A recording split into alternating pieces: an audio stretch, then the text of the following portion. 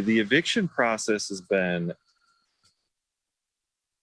an absolute cluster for us. Michael Kennedy is the owner of Property Management, Inc. and board member of the Landlord Association. He says during the thick of the pandemic, things were going well with rent assistance programs. Landlords were really happy that they were getting the money and the tenants were happy and it was affording everybody time. But as the new normal continued, as well as extended protection for residents through an eviction moratorium, things changed. Then we got into the spot where people didn't want to go back to work and the people didn't want to go to the charities and get the help.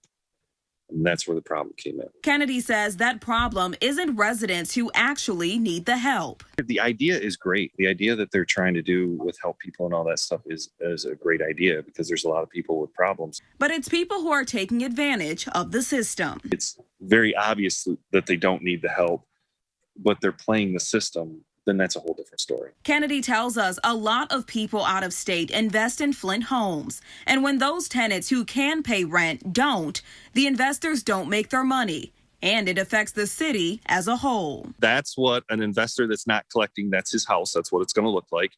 That's going to be a house that an investor that does collect his money. You want the city to look better. The eviction moratorium is expected to come to a halt at the end of this month. There's just some flaws in the system, and we need to start looking at how we can fix those flaws. I'm Jamie Sherrod, WNEM TV5.